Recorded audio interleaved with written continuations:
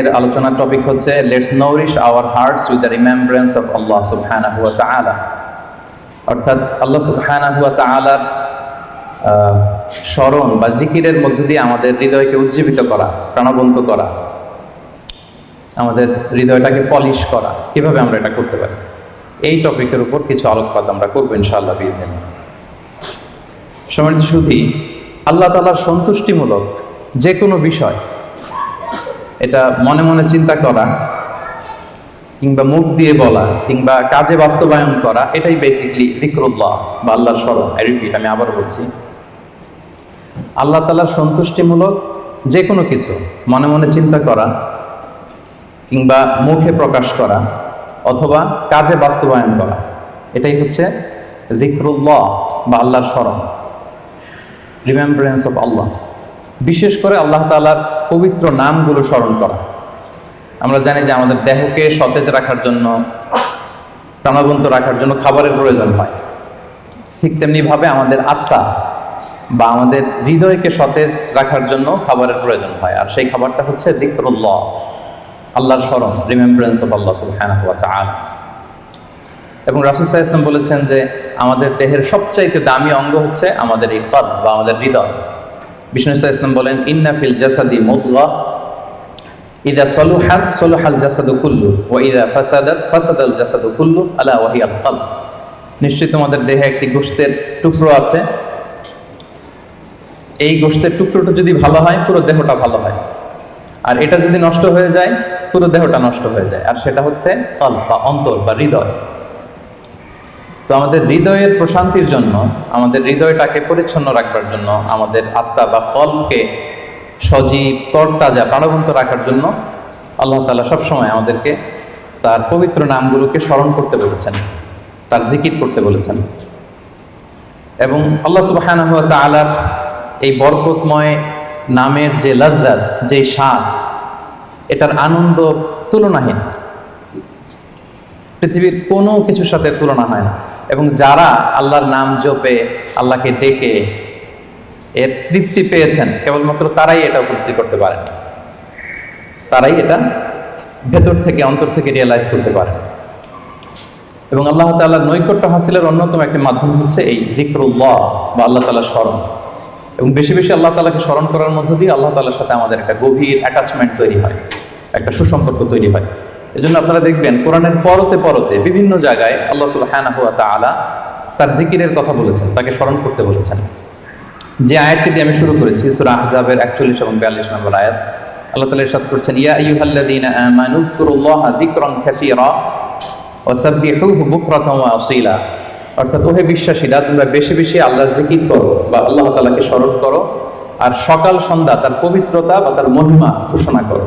বিভিন্ন আয়াতে একই কথা আল্লাহ তাআলা রিপিট করেছেন যে আমাকে বেশি বেশি স্মরণ করো, বেশি বেশি আমার জিকির করো, এবং সকাল সন্ধ্যা আমার পবিত্রতা এবং মহিমা তোমরা ঘোষণা করো। এবং বিষ্ণু ঈসা ইসলামও বিভিন্ন হাদিসে তিনি বলেছেন যে আলাইকুম বিযিকরিল্লাহ, তোমাদের উচিত বেশি বেশি আল্লাহ তাআলাকে স্মরণ করা।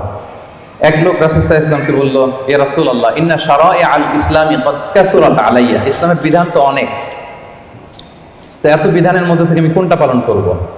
ফাআখবিরনি বিশাইইন আতাশাব্বাসু বিহি, আপনি একটা আমাকে বলে দেন যেটা আমি আঁকড়ে ধরে থাকব, সবসময় করবো এটা, এরকম একটা বলেন। তখন রাসূল সাল্লাল্লাহু আলাইহি ওয়াসাল্লাম বললেন যে লা ইয়াযহালু লিসানুকা রাতাবান মিন যিকরিল্লাহ, তুমি যদি একটা সাজেশন চাও তাহলে আমি বলবো যে তোমার জিহ্বাটা যেন সবসময় আল্লাহর জিকিরে সিক্ত থাকে। সবসময় তোমার জিহ্বাকে, তোমার লিসানকে, তোমার জবানকে আল্লাহর জিকির দিয়ে তুমি সিক্ত রাখো।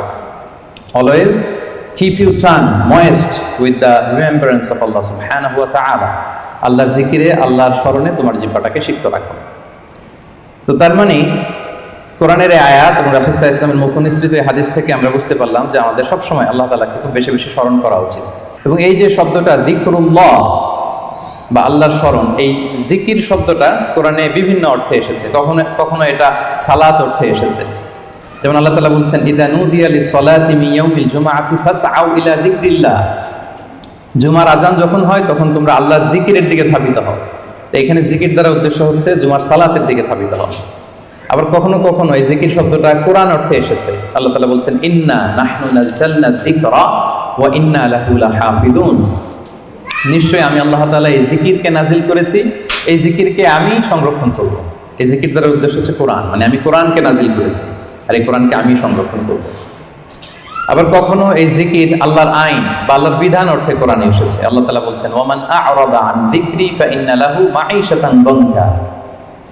যে ব্যক্তি আমি আল্লাহর আইন বা বিধান থেকে মুখ ফিরিয়ে নেয়, তাকে আমি তার জীবনটাকে আমি কঠিন করে দেব, সংকীর্ণ জীবিকা আমি তাকে দান করব, এবং কিয়ামতের দিন ওয়া নাহশুরুহু ইয়াওমাল কিয়ামাতি আ'মা, তাকে অন্ধ করে আমি কিয়ামতের দিন উত্থিত করব। আবার কখনো কখনো এই জিকির শব্দটা কোরআনে ইলম বা নলেজ কে রিপ্রেজেন্ট করতে এসেছে। যেমন আল্লাহ তাআলা ইরশাদ করছেন, ফাসআলু আহলা যিকরি ইন কুনতুম লা তা'লামুন। তোমরা যদি কিছু না জানো তাহলে আহলে জিকিরকে জিজ্ঞেস করে জেনে নাও। তো এই আহলে জিকির দ্বারা উদ্দেশ্য কি? আহলুল ইলম, মানে যার কোরআন সুন্নাহর জ্ঞান আছে। আবার পাশাপাশি জিকির বলতে আল্লাহর স্মরণও বোঝায়, সিম্পলি আল্লাহ তাআলাকে স্মরণ করা, যেটা আমাদের আজকের টপিক, রিমেম্বারেন্স অফ আল্লাহ সুবহানাহু ওয়া তাআলা। যে আয়াতটা দিয়ে আমরা শুরু করেছিলাম যে ইয়া আইয়ুহাল্লাযীনা আমানু যকুরুল্লাহা যিকরান কাসীরা, ওহে বিশ্বাসীরা তোমরা আল্লাহ তাআলাকে বেশি বেশি স্মরণ করো। তাহলে সাধারণত স্মরণ করার অর্থ কোরআনে পাওয়া যায়। সম্মানিত সুধী, মূলত আমরা যে ইবাদতগুলো অফার করি, সকল ইবাদতের মূল উদ্দেশ্য হচ্ছে আল্লাহ তাআলার স্মরণ। আপনারা যদি একটু খেয়াল করে দেখেন, আমরা যত ইবাদত করি, যে সমস্ত ইবাদতগুলো ফার্জ করা হয়েছে, আসলে এর মূল উদ্দেশ্য কি? আল্লাহ তাআলাকে স্মরণ করা। আমরা যে সালাত করি, আসলে উদ্দেশ্য কি?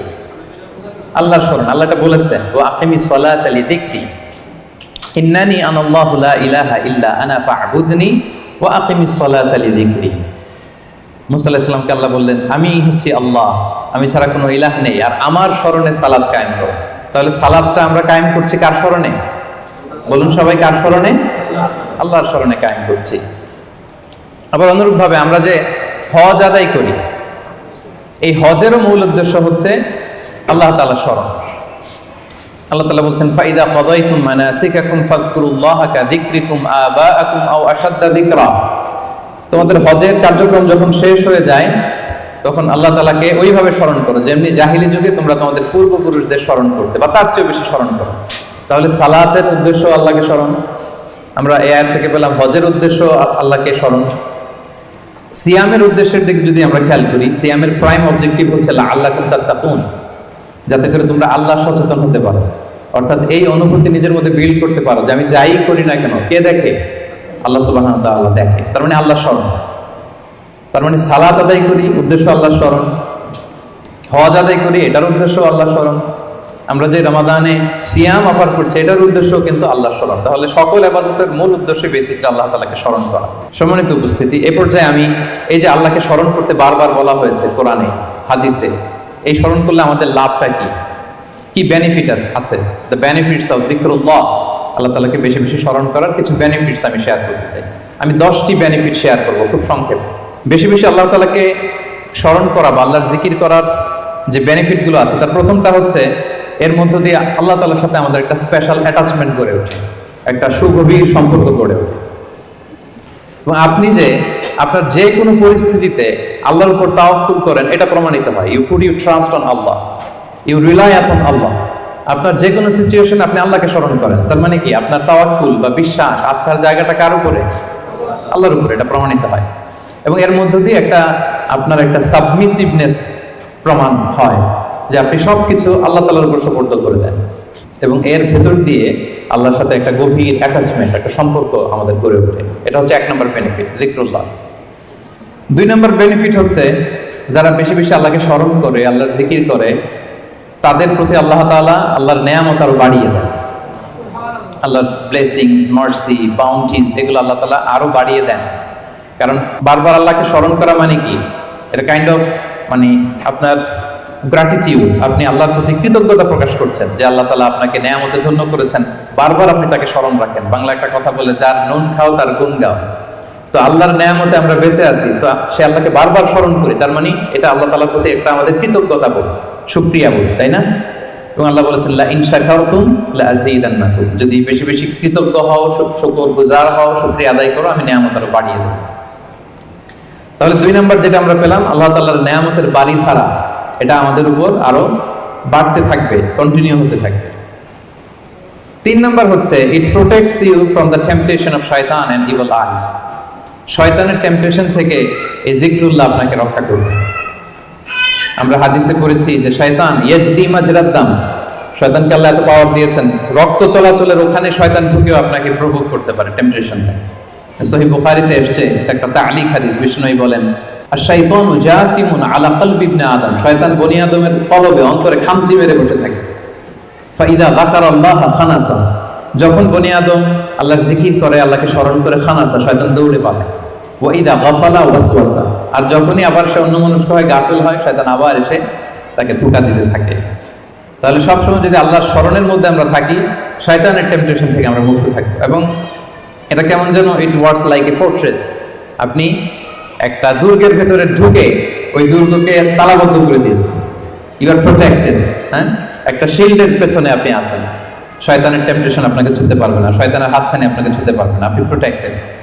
তো সবসময় যদি আল্লাহ তাআলার জিকিরে, আল্লাহর স্মরণে থাকা যায়, তাহলে স্পেশাল প্রোটেকশন আল্লাহ তাআলার পক্ষ থেকে আমরা পাই। এটা হচ্ছে 3 নম্বর বেনিফিট। 4 নম্বর বেনিফিট হচ্ছে এই যিকরুল্লাহ বা আল্লাহ তাআলার স্মরণগুলো আপনার মিজানের পাল্লায় সেদিন অনেক উঁচু পাহাড় হয়ে দাঁড়াবে, মিজানের পাল্লাকে ভারী করবে। এর সপক্ষে ভুরি ভুরি হাদিস আছে, এতগুলো এখানে উল্লেখ করা সম্ভব না, একটা শুধু বলি। বিষ্ণু সাল্লাল্লাহু আলাইহি ওয়াসাল্লাম বলেন ওয়া সুবহানাল্লাহি ওয়াল হামদুলিল্লাহি তামলাআনি মা বাইনাস সামাই ওয়াল আরদ। আপনি যদি একবার সুবহানাল্লাহ পড়েন বা আলহামদুলিল্লাহ পড়েন, তাহলে আকাশ জমিনের মাঝখানে যত ফাঁকা জায়গা আছে পুরো জায়গাটাকে আল্লাহ তাআলা সওয়াব দিয়ে পরিপূর্ণ করে আপনার আমলনামায় উঠিয়ে দিবেন। সুবহানাল্লাহ বিহামদিহি। তাহলে প্রত্যেকটা তাসবিহ উচ্চারণের মধ্য দিয়ে আমার আমলনামা বাড়তেছে, তাই না? আমার মিজানের পাল্লা সেটা ভারী হবে। ফামান সাকুলাত মাওয়াজিনুহু ফাহুয়া ফি ঈশাতির রাদিয়া। আর সেদিন যার মিজানের পাল্লা ভারী হবে, সে আনন্দে থাকবে, সুখে থাকবে, স্বাচ্ছন্দ্য থাকবে, শেষ হাসিটা সেই হাসবে। সো এই জিকিরটাকে, এটা আমাদের এডিকশনে রূপান্তর করা উচিত। বি এডিক্টেড উইথ দ্য যিকরুল্লাহ। সবসময় আপনি পড়ুন লা ইলাহা ইল্লাল্লাহ, সুবহানাল্লাহ। ট্রাফিক জ্যামে আটকে আছেন, পড়ুন আস্তাগফিরুল্লাহ। ড্রাইভিং করছেন, পড়ুন আস্তাগফিরুল্লাহ। মিটিং এ আছেন, ফাঁকে পড়ুন আস্তাগফিরুল্লাহ। অবসর সময় কাটাচ্ছেন, পড়ুন লা হাওলা ওয়ালা কুওয়াতা ইল্লা বিল্লাহ, হাসবুনাল্লাহ। আপনি পড়ুন, আপনি প্রোটেক্টেড থাকবেন এবং প্রতিটি শব্দ উচ্চারণের মধ্য দিয়ে আপনার আমলনামা ভারী হতে থাকবে। আচ্ছা, 5 নম্বর বেনিফিট হচ্ছে আল্লাহ সুবহানাহু ওয়া তাআলা যারা সব সময় আল্লাহকে স্মরণ করে, তাদের জন্য ক্ষমা এবং সুবিশাল প্রতিদানের ঘোষণা দিয়েছেন। সূরা আহজাবের 35 নম্বর আয়াতে আল্লাহ তাআলা 10 শ্রেণীর ব্যক্তির ঘোষণা, 10 শ্রেণীর ব্যক্তির নাম উল্লেখ করে তিনি বলেছেন আ'আদাল্লাহু লাহুম মাগফিরাতাও ওয়া আজরান আযীমা। এই 10 শ্রেণীর লোকের জন্য আল্লাহ তাআলা ক্ষমা এবং সুমহান প্রতিদান তিনি রেখে দিয়েছেন। এই 10 শ্রেণীর ব্যক্তির মধ্যে এক শ্রেণী হচ্ছে আয-যাকিরুনাল্লাহা কাসীরাও ওয়ায-যাকিরাত, যারা সব সময় সর্ব অবস্থায় আল্লাহ তাআলাকে স্মরণ করে, তাদের জন্য আল্লাহ তাআলা ক্ষমা প্রস্তুত করে রেখেছেন। এবার বলেন তো, আমাদের ক্ষমার দরকার আছে কিনা? হ্যাঁ, আছে। আমরা সবাই তো ক্ষমার ভিখারি, আল্লাহ তাআলার কাছে ক্ষমা চাই। আমরা সবাই পাপী। কুল্লুকুম খাত্তাউন ওয়া খায়রুল খাত্তাইনা আত-তাওয়াবুন। আমরা সবাই পাপী, আমাদের ক্ষমার প্রয়োজন আছে। তো আমরা যেন বেশি বেশি আল্লাহ তাআলাকে স্মরণ করি, তার জিকির দিয়ে যেন আমাদের জিহ্বাকে সিক্ত রাখি। আচ্ছা, 6 নম্বর হচ্ছে it saves you from the hell fire. আল্লাহর জিকির জাহান্নামের আগুন থেকে মানুষকে বাঁচায়। রাসূল সাল্লাল্লাহু আলাইহি ওয়াসাল্লাম বলেন লিকুল্লি শাইইন সিকালা ওয়া সিকালাতুল কুলুবি যিকরুল্লাহ। সবকিছুকে পলিশ করতে হয়, আর অন্তরের পলিশ করার পদ্ধতি হচ্ছে যিকরুল্লাহ, আল্লাহর জিকির। আল্লাহর জিকির ছাড়া কোনো কিছু দিয়ে হৃদয়কে পলিশ করা যায় না। এরপর বিষ্ণু সাল্লাল্লাহু আলাইহি ওয়াসাল্লাম বলেছেন মা মিন শাইইন আনজা মিন আযাবিল্লাহি মিন যিকরিল্লাহ। আল্লাহর আযাব থেকে বান্দাকে বাঁচাতে আল্লাহর জিকিরের চেয়ে কার্যকরী দ্বিতীয় কোনো জিনিস আর পৃথিবীতে নেই। আল্লাহর আযাব থেকে রক্ষা করতে সবচাইতে কার্যকরী হাতিয়ার হচ্ছে যিকরুল্লাহ, আল্লাহর স্মরণ। সব সময় উঠতে বসতে আল্লাহ তাআলাকে স্মরণ করা। তাহলে বেশি বেশি জিকির আমাদেরকে জাহান্নামের আগুন থেকে বাঁচাবে। 8 নম্বর বেনিফিট হচ্ছে, এটা খুব ইন্টারেস্টিং যদি আপনারা একটু খেয়াল করেন, যে এই জিকিরটা এটা যে কোনো সময় করা যায়। কি বলেন? যে কোনো সময় করা যায়, যে কোনো পরিস্থিতিতে করা যায়, ইন এনি সিচুয়েশন, যেখানে থাকেন করা যাবে। আল্লাহ বলেছেন ফাযকুরুল্লাহা কিয়ামান ওয়া কুউদান ওয়া আলা জুনুবিহিম। দাঁড়িয়ে করা যায় আল্লাহর জিকির, বসে করা যায়, শুয়ে করা যায়, ইভেন আপনি যদি অপবিত্র থাকেন তখনও করা যায়। আল্লাহর জিকির করার জন্য, আল্লাহকে মনে মনে স্মরণ করার জন্য কিন্তু পবিত্রতার প্রয়োজন নেই, সবাই একমত। ইভেন আপনি যদি জুনুবি হালাতে থাকেন, মানে আপনার উপর গোসল করা ফরজ, তখনও আপনি আল্লাহর জিকির করতে পারবেন। ইভেন আমাদের বোনদের যখন পিরিয়ড চলে তখনও তারা আল্লাহর জিকিরগুলো করতে পারে, তাসবিহগুলো করতে পারে, তাহলিলগুলো করতে পারে। সুবহানাল্লাহ ওয়া বিহামদিহি। তাহলে এটা এমন একটা আমল যেটা সব সময় করা যায়, যে কোনো মুহূর্তে করা যায়, যে কোনো সিচুয়েশনে করা যায়। এই জন্য আমরা যেন নিজেদেরকে আল্লাহর জিকিরের সাথে জুড়ে রাখি, সম্পৃক্ত করে রাখি, সবসময় আমাদের জিহ্বা যেন আল্লাহর জিকির দিয়ে আমরা সিক্ত রাখি।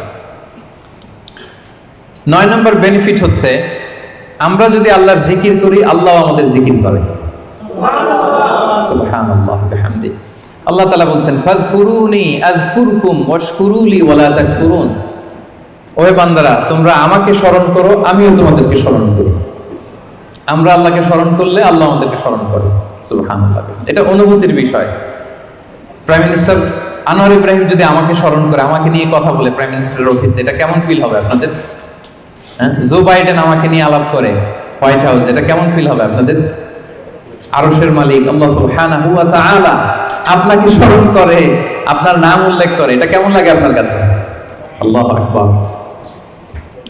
হাদিসে কুদসিতে আল্লাহ তাআলা বলেন, ফাইন যাকারানি ফি নাফসি নাফসিহি যাকারতুহু ফি নাফসি। আমার কোনো বান্দা যদি একাকী আমাকে স্মরণ করে, আমিও আমার বান্দাকে একাকী স্মরণ করি। আমার কোনো বান্দা মনে মনে আমাকে স্মরণ করলে, আমি তাকে মনে মনে স্মরণ করি। ওয়া ইন যাকারানি ফি মালাইন যাকারতুহু ফি মালাইন খায়রিম মিনহু।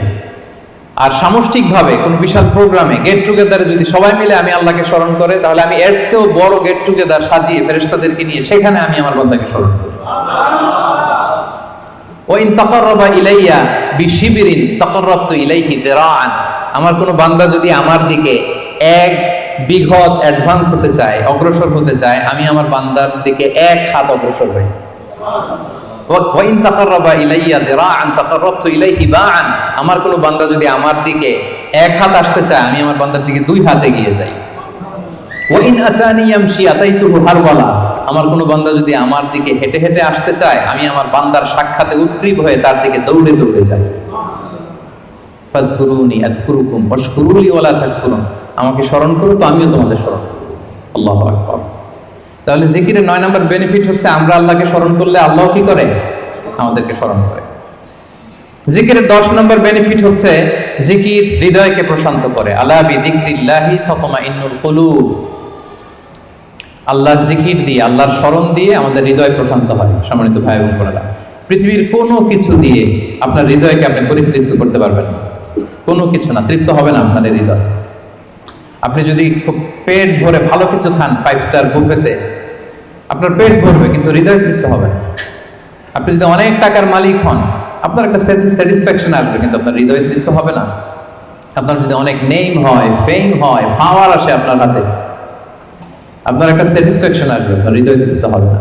বিবাহিতরা, তারা যদি ফিজিক্যাল ইন্টিমেসিতে যায় হালাল পন্থায়, তার ডিজায়ার ফুলফিল হয়, কিন্তু তার কল্প তৃপ্ত হয় না, হৃদয় তৃপ্ত হয় না। হৃদয় তৃপ্ত হয় কেবলমাত্র, শুধুমাত্র, একমাত্র একটি নামের স্মরণে। নামটা কি? আল্লাহ। আলা বিযিকরিল্লাহি তাতমাইন্নুল কুলুব। জেনে রেখো, শুধুমাত্র কেবলমাত্র আল্লাহর নামের স্মরণেই আমাদের হৃদয় প্রশান্ত হয়। আল্লাহর জিকিরেই আপনি মনোদৈহিক প্রশান্তি লাভ করবেন। বিষ্ণু সাল্লাল্লাহু আলাইহি ওয়াসাল্লাম বলেছেন, মাসালুল্লাযী ইয়াযকুরু রাব্বাহু ওয়াল্লাযী লা ইয়াযকুরু মাসালুল হাইয়্যি ওয়াল মাইয়্যিত। যে ব্যক্তি আল্লাহকে স্মরণ করে আর করে না, তাদের পার্থক্য হচ্ছে জীবিত আর মৃতের মতো। যে আল্লাহকে স্মরণ করে তার হৃদয়টা জীবিত, আর যে ব্যক্তি আল্লাহকে স্মরণ করে না, অ্যাপারেন্টলি তাকে জীবিত মনে হলেও আল্লাহ বলে তার হৃদয়টা মৃত। ইবনে তাইমিয়া আলাইহি রাহমা, উনি বলতেন, পানি ছাড়া যেমনি মাছ বাঁচতে পারে না, পানি থেকে মাছ উঠিয়ে ফেললে মাছের যেরকম অবস্থা, কোন বান্দা যখন গাফেল হয়ে আল্লাহর জিকির থেকে দূরে সরে যায়, তার হৃদয়ের ঠিক ওই অবস্থা হয়ে যায়। এটা মৃত অন্তরে রূপান্তরিত হয়। সম্মানিত ভাই বোনেরা, তাহলে আল্লাহর স্মরণের সর্বশেষ 10 নম্বর বেনিফিট আমরা যেটা পেলাম, সেটা হচ্ছে আলা বিযিকরিল্লাহি তাতমাইন্নুল কুলুব। আল্লাহর জিকিরে আমাদের হৃদয় প্রশান্ত হয়। তাহলে 10টা বেনিফিট আমরা তো বুঝতে পারলাম নাকি? এখন কি মনের মধ্যে আগ্রহ জাগতেছে বেশি বেশি আল্লাহর তাসবিহ, তাহলিল, জিকিরগুলো করার অবসর টাইমে? হ্যাঁ, ইনশাআল্লাহ বলেন সবাই। ইনশাআল্লাহ, আল্লাহ আমাদের তৌফিক দান করুক। এবার আমরা একটু করে জেনে নেই, এই যে জিকির করব, এটার পদ্ধতি কি? জিকিরের পদ্ধতি নিয়ে আবার অনেক কথাবার্তা আছে। কোন পদ্ধতিতে এই জিকিরটা আমরা করব? শুরুতেই তো আমরা এতটুকু বলেছি যে আল্লাযীনা ইয়াযকুরুনাল্লাহা কিয়ামান ওয়া কুউদান ওয়া আলা জুনুবিহিম, যে দাঁড়িয়েও জিকির করা যায়, বসেও করা যায়, শুয়েও করা যায়।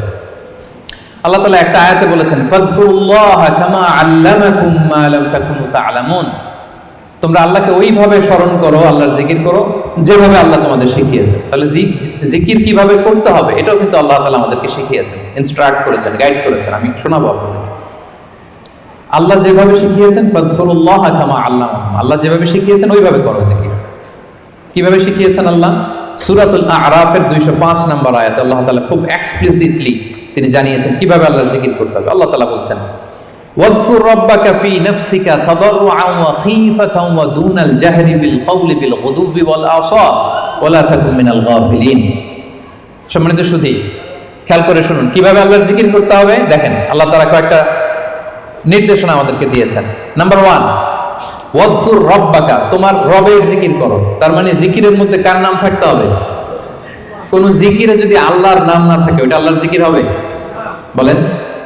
আপনি বাংলাদেশে অনেক জিকির দেখবেন যে এমন কিম্ভূত কিমাকার অদ্ভুত আওয়াজে জিকির করে যেখানে আল্লাহ তাআলার পবিত্র নাম খুঁজে পাওয়া যায়। এরকম জিকির আছে না? তো এটা কি কোরআন অনুযায়ী জিকির হলো? হয়।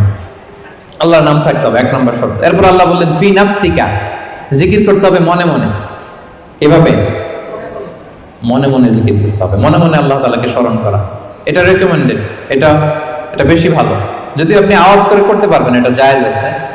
2 নম্বরে হচ্ছে তাদাররুআন, সবিনয়। আপনার একটা বিনীত ভাব থাকতে হবে জিকিরের মধ্যে। 3 নম্বর হচ্ছে খীফাতান, ভীত বহবল চিত্তে, আল্লাহর ভয় আপনার অন্তরে জাগ্রত থাকতে হবে জিকিরের সময়। তারপর হচ্ছে দুনাল জাহরি মিনাল কওল, অনুচ্চ স্বরে, আওয়াজ করে না, চিৎকার চেঁচামেচি করে নয়। আওয়াজ করে জিকির করা যাবে শুধু তালিমের ক্ষেত্রে। ধরেন যে আমি শিক্ষা দিচ্ছি আমার স্টুডেন্টদেরকে বা লোকদেরকে যে এটা হচ্ছে লা ইলাহা ইল্লাল্লাহ, তো আমি আওয়াজ করে না বললে ওরা শুদ্ধভাবে উচ্চারণ করতে পারবে? তালিমান তারবিয়াতান এটা জায়েজ আছে, কিন্তু বেসিক্যালি জিকির হবে ফি নাফসিক, মনে মনে। তাদাররুআন, সবিনয়ে। খীফাতান, ভীত বহবল চিত্তে। দুনাল জাহরি বিল কওল, অনুচ্চ স্বরে আল্লাহ তাআলাকে ডাকো। এটা হচ্ছে জিকিরের পদ্ধতি কোরআনের আয়াতের আলোকে। হাদিসে বিষ্ণু ইসলাম আরেকটা যোগ করেছেন। এক হাদিসে বিষ্ণু বলেন 7 শ্রেণীর ব্যক্তিকে আল্লাহ তাআলা কিয়ামতের দিন তার সুশীতল আরশের নিচে ছায়া দিবেন, যেদিন আল্লাহর দেয়া সেই ছায়া ছাড়া কোনো ছায়া থাকবে না। এর মধ্যে 1 শ্রেণীর ব্যক্তি হচ্ছে রাজুলুন যাকারাল্লাহা খালিয়ান ফাফাদাত আইনা, এমন ব্যক্তি যে গোপনে আল্লাহকে ডাকে। যাকারাল্লাহা খালিয়ান, বিষ্ণুকে আরেকটা জুড়ে দিয়েছেন খালিয়ান, গোপনে। গোপনে জিকির এটা আল্লাহ তাআলার কাছে বেশি পছন্দনীয়। এরপর তিনি আবার বললেন ফাফাদাত আইনা, অশ্রুসিক্ত নয়নে, চোখের পানি ছেড়ে অশ্রুসিক্ত নয়নে যদি আমরা জিকির করি, ওই জিকিরটা, ওই দোয়াটা আল্লাহ তাআলার কাছে খুব দ্রুত কবুল হয়ে যায়। প্রিয় ভাই বোনেরা, 2 ফোঁটা আল্লাহর কাছে সবচাইতে প্রিয়। আওয়াজ করে বলুন তো কয় ফোঁটা? 2 ফোঁটা। এক হচ্ছে জিহাদের ময়দানে মুজাহিদের গা বেয়ে রক্তের ফোঁটা। জিহাদের ময়দানে মুজাহিদের শরীর থেকে ঝরে পড়া রক্তের ফোঁটা আল্লাহর কাছে বড্ড প্রিয়। 2 নাম্বার হচ্ছে অনুতপ্ত বান্দার চোখের পানির ফোঁটা।